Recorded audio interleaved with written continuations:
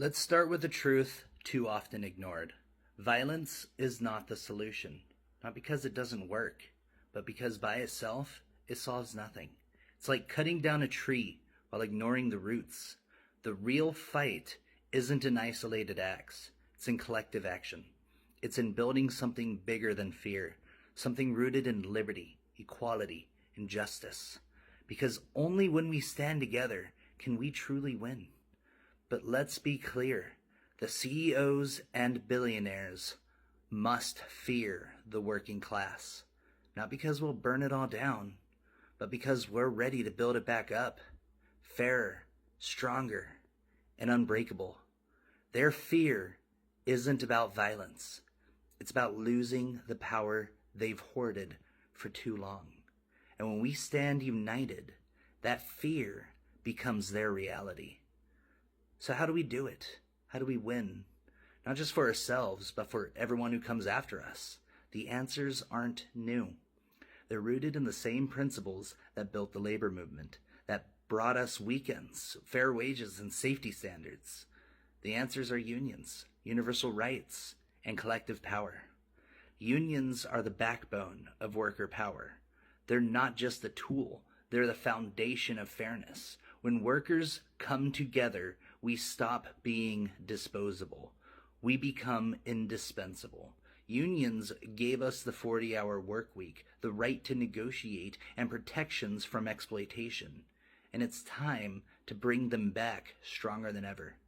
Every worker deserves the right to organize, whether you're driving trucks, teaching kids, or writing code.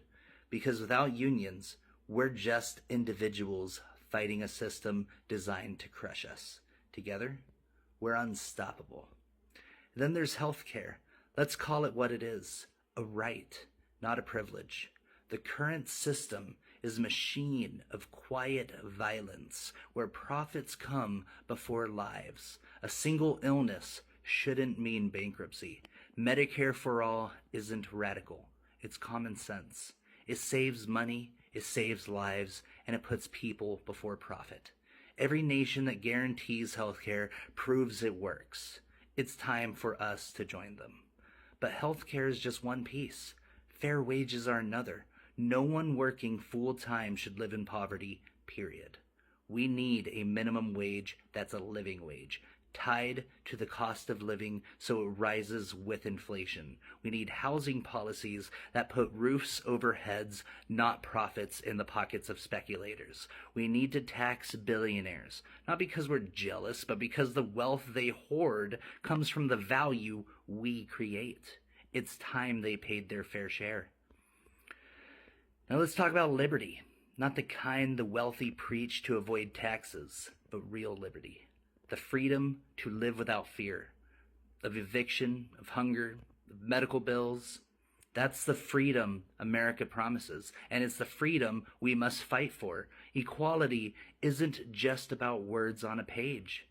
It's about leveling the playing field so every person has a fair shot no matter where they come from, who they love, or what they believe. But here's the catch. None of this happens if we stay divided. The people at the top want us fighting each other over culture wars, over our differences, over the scraps they throw at us. They want us blaming immigrants or pointing fingers at our neighbors. But the truth, we have more in common with each other than we ever will with them. Their power comes from our division. Our power comes from unity. Lincoln said it best, labor is the superior of capital. Capital doesn't create value. We do. The wealth of this nation was built by workers, not by the elites who hoard it. And it's time we took it back, not with chaos, but with solidarity. Not by tearing down, but by standing together to demand what's ours, liberty, equality, and justice for all. This isn't just a fight for the working class. It's a fight for America's soul. A fight to keep the promise of liberty alive.